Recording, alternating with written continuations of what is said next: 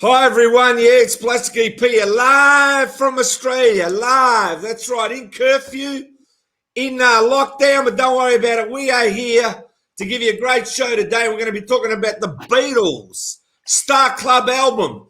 How are you, Mr. Shampoo? Coming from Calgary, Alberta, Canada, Mr. Plastic. And Daniel, welcome to the show. And Fred, welcome to the show. Hello, everybody. Hey there. How are you, Daniel? Looking good. Thank you. Here live from Charlotte, North Carolina. We're not quite into a lockdown yet, but give us time. But glad to be here. Let me tell you, Charlotte, Carolina, there's nothing finer. Here we go.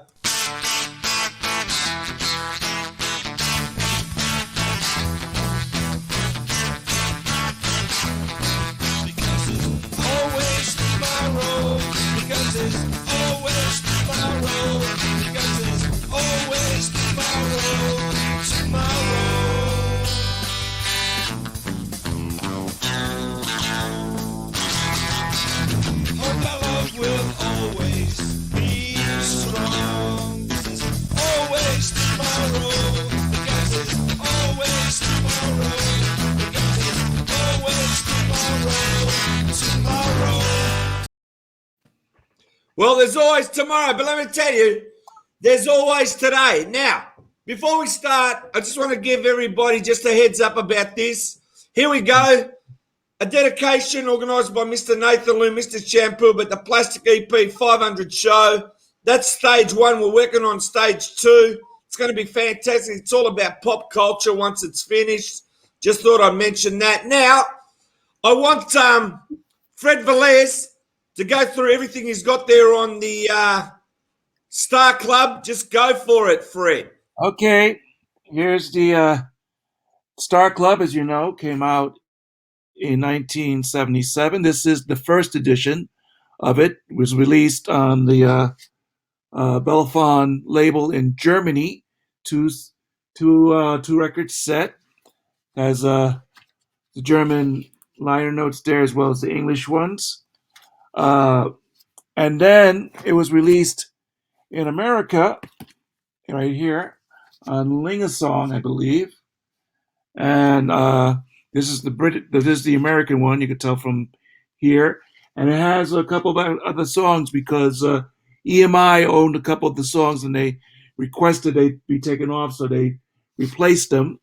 And then there's this version, which came out on Pickwick, which has an extra song in there of Hully Gully, but it's not the Beatles. It's a different group from the same tape that was put out. And then this is the best sounding CD version of the Star Club tapes. It was a questionable legality, but whoever put this together did a great job with the sound, was able to get the voices up much stronger. And this is a sort of a bootleg version on CD, which also came out. But the problem is it was mastered off vinyl, and there was some skips in the vinyl, so some of the songs skip on this. But if you could find this one is the has the best sound of the Star Club tapes. And if you want to hear a really good concert from the Star Clubs, I recommend getting this from Bear Family. This is not the Beatles, but it's Jerry Lee Lewis. It's Jerry Lee Lewis at the Star Club, the same venues the Beatles played. This is one of the best live albums you can ever find. And a bit of history about the Star Club is that the album came out shortly before Capitol released the official Beatles Live at the Hollywood Bowl album. And they put this out quickly because of the Star Club. And of course, we know the official CD version, which has bonus tracks. Too bad they didn't use the cover or a different cover design for the CD. This was used to promote the 8 Days a Week live documentary. But those are my little bitsies there. Let me tell you, that was a great job there. Fred, just do me a favor for a minute. Just show me the Jerry Lee Lewis one. Sure. The CD. This is incredible. This is on Bear Family. Right, And just hold it there for one moment. Great Balls of Fire. Make sure you get that. What a great song that is, Daniel. You agree? That is one of the most amazing live CDs you will ever hear. no, this is absolutely incredible. I think this is one of the best live albums ever. Yeah. And it's up there with like the Who Live at Leeds, up there with Stones Get Your Yayas Out, up there with the Beatles at the Hollywood Bowl. You you can't do any better than getting this, guys. This is really incredible. Now, Fred, was that recorded the same way the Beatles tapes were No, recorded? no, it was recorded professionally. Okay. The history of the Star Club, it was just one microphone on a cheap tape recorder, but Star Club was recorded professionally with Jerry Lee Lewis, and this sounds amazing. Okay. Definitely have to Now, we're going to get into the Star Club now, but before we start, Plastic EP in lockdown, of course he goes to eBay. Of course he buys things. Look at this one. I'm just going to get rid of this green background here because I want to show you two things. All You're right. not going to believe it. Let's say only special shows get to see my stuff. Here's the latest addition to my stuff. Lancelot Link, Secret Chimp. All right. DVD, right. This is unreal. This is Matter Harry. This is them doing all the songs. What was the name of the band? Revolution. What was the name of the band again, Fred? And the Evolution Revolution. That's it, the Evolution Revolution. This is fantastic. When you're not watching the actual Monkeys TV show, get into Lancelot Link because you got real chimps in here. This is great. Love this show. Now, I was fortunate enough to look on eBay, and what do I find? A mint copy of the 1974 Partridge Family album, Oh, very cool. and the person selling it was 4 suburbs away from me. And let me tell you, for 1974, this is totally mint. This is like it's just come out of the printer. I cannot tell you how great it is. And I picked it up for $25 Australian. The graphics on it are unbelievable. I mean, I don't waste my money, right? Because the way it's going, you need a bank loan. But let me tell you, here we go. Here's the Partridge Family. Very cool. Top of the charts. Look at that. Isn't that beautiful? That I think I love you, but what am I so afraid of? I mean, don't you love that song? What a great song. So that brings back memories. Oh, by the way, guys, if people out there have the channels Crackle or Plex, the Monkeys movie Head is streaming free on those channels. Ooh. If you have Crackle or Plex, just look them up. You'll find it. Okay, I don't have Crackle or Flex, but also let me tell you, if you've got Disney Plus, there's a lot of great things happening with the Peter Jackson documentary coming in November. It's going to be 3 parts, 2 hours for each part. And if anybody wants to watch a great interview, watch myself, Plastic EP, and Chachi LaPrette. We interview Michael Lindsay Hogg, part 1, part 2. You want to watch that? Just go to Plastic EP Facebook page. It's one of the greatest interviews I reckon I've ever conducted, and it just blows my mind away. Now, back to the Beatles Star Club. I'm going to ask you now, Daniel, tell us a little bit about the album, whatever you want to tell us. Just briefly, this is really also an amazing document of a point right before the Beatles started to become the Beatles. It's December 1962. The Beatles are on their last run of shows at the Star Club. And the short story on this is someone at the club or tied to one of the other bands on the bill said, "Hey, let's just record each other. Let's all, let's see what we sound like." And John Lennon may have said yes, they may have not. Basically, one microphone got hung over the stage, closer to John's guitar, because that's the one thing I do like about the Star Club. You really hear John's rhythm guitar on these recordings, and basically recorded an hour plus of the band probably over multiple nights. And then these tapes eventually they try to sell them in 73, eventually get a label to buy them, put them out in 77, and the whole other story entails from that. But for me, this is really at the moment where the Beatles, they've got Love Me Do out. They're about to put Please Please Me out. They are about to go away from Star Club, start doing theaters, small tours. This is really the last glimpse we have of the Beatles during their cavern Star Club Hamburg years. And for me, it's just, even though, yes, it is poorly recorded, but it sounds amazing. I also want to say, yeah, on the Star Club album, they do a lot of songs that they actually do on Please Please Me, getting back to your similar point. Mm-hmm. And Daniel, I got to tell you, it is a historical artifact, because when you listen to I Saw Her Standing There and you're hearing the song, and it's not quite there, you know, George Lee break is not quite there, but the sound that they're doing is the raw Beatles. I mean, you can't get rawer than that pre-recording Please Please Me. You'd agree with that? Yeah, totally. Now, someone just asked, they said they have a copy of Tony Sheridan with the Beatles. That is actually an album of recordings that Tony Sheridan did with the Beatles as his backing band in 1961. Pete Best was the drummer on that. And thank you, Fred. And they were called the Beat Brothers. They went under the name the Beat Brothers. Correct. And that is completely different. I first heard parts of the Star Club through a Spanish release called Legenda Histórica de la Rock. And it was half of Tony Sheridan on one side and Star Club on the other side. So I think the first thing I heard was Hippie Hippie Shake.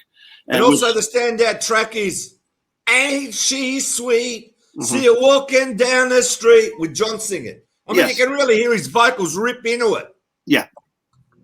Yeah, that's, again, that recording, again, it's valuable because you get one vocal from John, you get the early Harrison Lennon instrumentals, Cry for a Shadow, and you just hear the Beatles where they were with Pete. And again, you know, people said, oh, there isn't many recordings with Pete. There's quite a lot, actually. There's the Decca audition, there's the first Parlophone audition. I think Pete was probably best in his element, just staying forward of the bar at the Cavern, but for me, these tapes also show they were a completely different band when Ringo joins the band. They just kicked into a different gear. Now, I just want to say, we're doing the Star Club album. I don't think anyone has done the Star Club album talking about it on the net so far. I don't think so, but we'll find out. But I think we're the first to talk about it. Yeah. Now, Nathan Lou, what do you want to bring to the table now and talk to us about the Star Club album? Well, thank you, Plastic. First of all, I want to say thank you, Fred. We can always count on you for showing all your goods, and we know you have the goods. Thank you so much. You're very welcome. And we'd like to thank Ronnie Danelli for, doing this wonderful album cover for us. You know, he's a wonderful friend of ours, isn't he, Plastic? Yeah, and you know what? I got to say, that takes a lot of work to do, and the idea behind it is, you see Plastic EP, you see Vicky next to me. You see my songwriting partner, Wally, who's passed away. Oh. And then you're going to see more when we first started as Plastic EP, and the records will be above us. Everybody wants to be on this album cover. Believe me, we've got requests all the time, haven't we? And I want to say, Ronnie's doing a fantastic job. We're not rushing to do it because once it's done, as I said, we're doing it for the love of it. Nathan Lou has come up with this idea in this project. It's his baby, and he wants to do it as a tribute to Plastic EP. And I can tell you, the EPs and Plastic EP greatly appreciate what you're doing there. But as I said, Nathan, let's get back now to the Star Club. Tell us what you want to say about it. Here's how it goes. Daddy was right. They had a Grundig tape recorder with one mic, and they recorded all the shows that played at the Star Club. So when they went back to listen, they had 2.25 hours of the Beatles. And I've got bootlegs where you hear the different nights. Some of them recorded, but however, it's the Beatles. And what's great about it is it was his name is Teddy King Size Taylor at the Domino's that was in charge of getting the stage going for this club. And he actually was a very early pioneer because he had monitors on the stage so the Beatles could hear themselves, and they already had backline. They had Fender amps and stuff like that, so the Beatles could hear themselves. And you're quite right. This is the Beatles as the Beatles raw. No Brian Epstein, no George Martin telling them, look, dynamics here. They just came out and did it. And they played for 13 hours a night. That's how good they were. And you can just hear how good Ringo was with the band because he really opened up and drove that band. And they were a party band because, it's just so raw. And if you listen to the album that you showed, Fred, I was 16 when I bought that album, and it's okay. But now that I've got, the bootleg versions, they don't edit any of the show out. So you hear the show, and they're talking throughout every song. And they did 10 songs that were, released by the Beatles for Capitol. And they did mostly that on, like Plastic said, Please Please Me. And, Taste of Honey was the most recorded song on that Star Club stuff. And people got to realize that it was Stu Sutcliffe and Pete Best, and then Ringo came in, and they played for 13 hours a day. By the time they recorded this, I think it was recorded during the New Year's time. And my songs were Hippie Hippie Shake, because when you heard it on the BBC, it was kind of, light. So if you listen to the Beatles doing that at the Star Club, it's raw and it's just kicking some butt.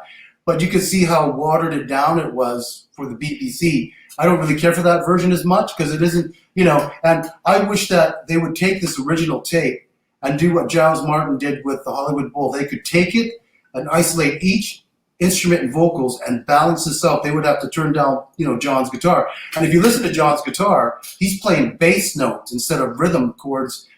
That's his style. And on a Rickenbacker guitar, it sounds great. I mean, if you listen to Kansas City, it just rocks. When you listen to it on the BBC, it's kind of, softer and, that it got lost there because, they were told what to do. I mean, when they came out, John Lennon used to come out in his underwear and a toilet seat around his neck, and Brian said, "You can't do that." And they were eating on stage, and I even heard that they stomped so hard that they broke the stage in one club and they got kicked out of there. So, this is when, they lit that certain thing on fire, and they, George got deported. I mean, these were guys that were going to the Reeperbahn, 18-year-olds going to the red light district in Hamburg. And, it's a great period before the Beatles ever recorded for EMI. This was the Beatles apprenticeship, And I wish they would do that because it's the only reference that they have. And I've heard the original tape, bits of it. It doesn't sound like anything we own because whatever they did to that recording on that record that you have, Fred, is awful. They said they spent £100. I think they lied because it's anyone with an equalizer could have done that. It was terrible editing. I mean, there's a Purple Chic bootleg that sounds really good, and I think that's what you have. It sounds modern. This is Ox Tango, their version. That is the best. That is the best because it doesn't stop the talking. It goes throughout the whole night. Right. And whoever mixed, I think remastering was done by somebody named Jonathan Main, and what they did was they were able to boost the vocals a little bit so you could hear the Beatles singing a little bit better. That's right. The music toned down just a tad, so you still get the dynamics of the music, and you can hear the vocals much better on this album. If you could find this, folks, it's worth getting. And it's Horst Foscher that is introducing the Beatles on stage. That's him. And the very beginning you hear him, and that's him. And he was the bouncer at the Star Club, and Derek or the Kingside Sailor Dominoes got recorded. A bunch of other bands, they all got recorded on that Grundig tape recorder. And the reason why that tape was made is because Teddy wanted to hear how the PA sounded. Those were not ever intended for anyone to sell or anything. They were just made as reference tapes, how the PA sounded. So he was way ahead of his time.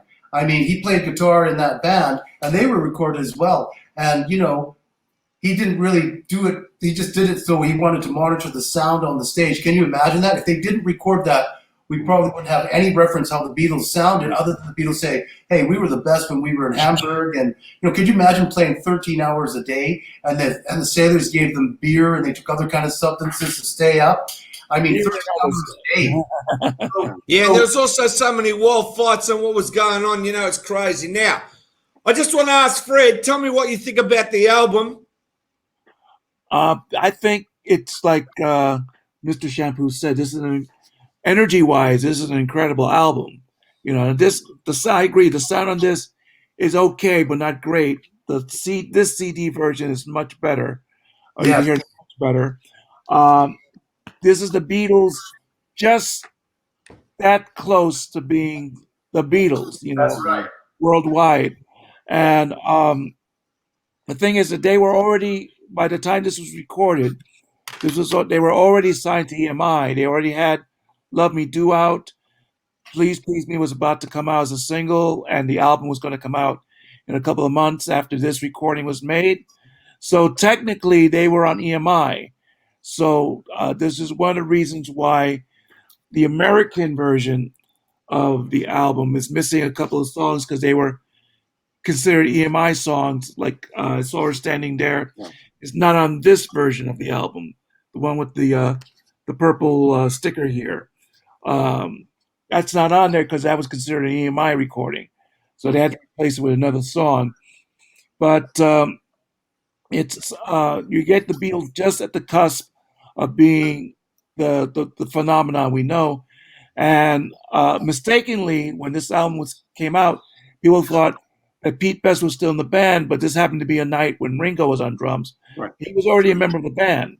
He had joined in August, which is one of the reasons when the Beatles went after them legally on this recording, they were able to pinpoint the exact time the album was made. So if it was recorded December 30th or 31st in 1962, 1962, that meant they were under contract with Parlophone EMI. That's right. So that's why the Beatles had a leg on the lawsuit on this album. All right, now getting into it, we got a question here from Patty. Can you read that out for us, Daniel? All right. I have raw cassettes of the Beatles from a friend years ago. Where do you think that came from? That is a good question. It could be from anywhere. It could be from, there's a really, some of these you can find on YouTube as well. You can find the Beatles playing in Atlanta in 1965. That's a great tape. I highly recommend that. It might be tapes of, there are different bootlegs and audience recordings of the band, especially from America tours on out there. So unless you'd like to share with us those cassettes, if we could hear them, we might be able to tell you where they're from. So please email us and share with us. Inquiring minds want to know. Just send See, if them. they got a label on them, they got a name on them. We can find out who's putting them out. Now, I just want to say with the album, as I said, here's the Beatles in the raw, and I suggest people with this show, straight after it's over, go to iTunes or wherever you go, listen to the whole complete album, because then you get the vibe. You know what I mean? Yeah. We can't go through every single song because it won't do it justice. You want to hear one rolling after the other like you're actually there. Like sit in the room, close your eyes, turn it on, and you're in the Star Club. I mean, isn't that a trip on its own, Daniel? You go back to 1962, just listen to them on stage. Them doing what they would have referred to as American German between songs, and just everything from Your Feet's Too Big to Shimmy Like Kate. That, oh my God, it rocks in a way that the Beatles never had the chance to rock on a recording later on. And I wish there was a recording of the Beatles with Jerry Lee Lewis. So those two albums could have been combined. That would have been fun if Jerry Lee Lewis just happened to come in when the Beatles were playing and they actually did a gig on stage together. Wouldn't that have been fun too? Like, for example, can you imagine Elvis and the Beatles meeting up and it being recorded? Well, can you imagine if someone's actually got a recording of the Beatles jamming when they met? That hasn't surfaced. They said they weren't allowed to tape anything, but you know what? Who really knows? And I'm not sure we want to hear that either. It's just really a bunch of them talking and jamming and talking. So it's like I will reference the Toot and a Snore in '74 bootleg that's out there, which is Paul and John and Stevie Wonder and a Who's Who that should be fantastic but isn't. It's just a bunch of people having fun at 3 a.m. So sometimes just because certain people are in the room doesn't mean it's going to create magic. So, but thankfully the tape still exists for those who are interested. Now, what can I say? Now, this is a fantastic show. As I said, we've said nearly everything we can say about the Star Club. So what I want to say is before we do the wrap, do us a favor there. I've got another question here. I just want to say it. You can read this out, Daniel, whatever it says. John said that the early live shows were some of their best. I think all the Beatles are on record saying that. I mean, wouldn't you love to have been there for those early Hamburg shows or the Cavern shows? Or even there are some tapes that are out there from those early theater shows that the Beatles did just as things are really starting to break. Those are fascinating. So even the Panamine shows are great too. When they did the Panamine shows, yeah. Well, this album is a really great time capsule. Really is. From that period. If you can get the original or you could find the CD, definitely get it, folks, because you'll get the Beatles at the absolutely live best. And I also love that no matter how cheap the original Star Club album is, Pickwick made an album cover that was even cheaper. Oh yeah, bless Pickwick. Here's the Pickwick what were album. you saying about that? It's got a bonus track on it there, Fred. It's a bonus track of Hully Gully, but it's not the Beatles. Right. I think it might be King Size Taylor or some other group, but it's not the Beatles singing Hully Gully. So if you get the CD, you won't get Hully Gully in this one. It's all Beatles. They can go to YouTube and check that out. Right. There's also an album at the Cavern Club. Have you heard about that one? There are recordings of the Beatles at the Cavern Club. There's the famous footage of them performing Some Other Guy, and that's where some of those recordings came from. I think Long Tall Sally may have been one of the songs that are recorded on that. And there are tapes of those extra songs because Granada TV filmed one of the sessions and a couple of the songs. That's why you got Granada filmed them, I think. Granada went all the way up there to film for a documentary. Now, listen, guys, before we do a wrap, I just want to say, David Coston, tell everyone about your rock photography and where they can find it, please. Okay. I worked with a lot of different bands, everybody from Johnny Cash to the Avett Brothers to the Beach Boys to the Monkees to Procol Harum and many, many others. I believe I have photos featured in Fred's new book, which I want to give a shout out to. So, and there he is right with the book. And I'll let Fred tell a little more about it too in a second. And please check out all of Fred's books. You can find me online, danielcoston.com, or on Instagram, Daniel Coston Photos. For those of you who are interested, we're working again on the new Circle album. Hopefully we'll be working on new recordings in the next month. And hopefully I will have more news soon about the Left Bank album that I have been co-producing for the last year. So please email me here on Facebook if you are Facebook inclined. Love to hear from y'all. We love having Daniel on the show. He's just great. Now, Fred, just the two books. Yes, sir. Okay, here's my first book, A Little Bit Me, A Little Bit You, The Monkees from a Fan's Perspective, covering my experiences and other fans' experiences with the Monkees up to about the time Davey passed away and the conventions afterwards and the concerts. And my current book, A Little Bit Me, A Little Bit You 2, The Monkees from International Fan Perspectives, which cover my stories again, but also stories from fans of their experiences with the Monkees around the world, including a plastic EP up there. And I was going to say, Fred, I always say this gag because I love it. What page am I on? You're on page 247, I think. All right, whatever. Buy the book, get my page, throw the rest of the book away, and just read about plastic EP. Right, and besides Plastic EP's story, you got Valerie Carey's Renee, the Monkees friend, and Davey stand-in from the show. She has a great stories in here, including regarding her husband Nick Benet, the man who discovered the Beach Boys. We got exclusive interview with Dino Colvis of the New Monkees, plus an interview with Ken Mills of the Zilch podcast, with Marty Ross of the New Monkees, and also the folks at the Zilch podcast. They have an interview section in here too, and plus a lot of stories from around the world regarding the Monkees up to about the time, sadly, of the passing of Peter Tork and afterwards. So I got to say, it's a great book. Go ahead and buy it in all seriousness. Oh, may I add one last thing? I may be working on a third book very soon, folks. I'm giving you an exclusive here. And it won't be on the Monkees. It'll be on another group that won't be mentioned, Beatles. So, all right, let us guess what the group is. Can we guess the group? Oh, I don't know if I should say. No, but we'll guess. Can we guess, Fred? I don't know if I could say. Okay, it must be the Beatles. Maybe. Maybe. All right, listen. Two fantastic books. Daniel Coston, go and check out his rock photography. I've got a few photos. They're great too. Just going to say, Nathan Lou, it's been fantastic today. Where can they get all the books from now, Fred? Just tell them the platforms. Oh, you could go on Amazon.com. You get the print and Kindle version of the books there.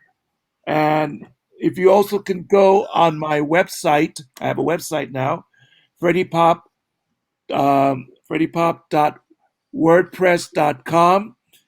You could get signed copies of the books on that website, plus also a signed copy of my Monkeys themed Christmas CD. So it's freddiePop.wordpress.com, and go on the Freddie Pop shop to order signed copies of my books and my Monkeys Christmas CD. And I'll mention too, since he mentioned books, that I have 6 books on Amazon as well. Please look for Daniel Coston. And I also want to acknowledge the fabulous Mr. Shampoo. And Mr. Shampoo, what have you been up to? Yeah, what have you been doing? Before I get into that next, I want to tell you guys that a little bit more about the Star Club. This is the period where the Beatles were hanging out with Astrid, and she took pictures, and they met Klaus Vormann, and George and John used Klaus a lot in their recordings. And, this is what happened. Ted Size Taylor was talking to Alan Williams, who used to manage the Beatles. And he said, I got this tape, and I left it in this guy's recording studio. So immediately, Alan Williams and him went to this place, broke in, looked under the desk of all these papers and stuff. They found the tapes. Now, you know how lucky that is? So that's how the Hamburger tapes became, the album. Because if it wasn't for Alan Williams that was, knowing that he was an opportunist with this, that this could sell millions of albums. And there's even a video on YouTube that shows what, Ted Taylor looked like, and he's a butcher. So he's talking about this tape, and, it's the only one that exists, and he's got it. And it's, it's a little reel-to-reel. It was recorded. It's only about that big. Wow. But what I've been doing, Daniel, is I might as well tell you that, my name is Nathan Liu, and I'm also a hairdresser that was trained by Velez Sassoon, which is like Leslie Cavendish. And Plastic gave me the name Mr. Shampoo. And, so at work now, I'm going to take that and put it on my cards, and I am going to be Mr. Shampoo for real. And thank you for that, Plastic, because I'm going to use that, because somebody might say, oh, where did you get your hair cut? Well, Mr. Shampoo, well, who's that?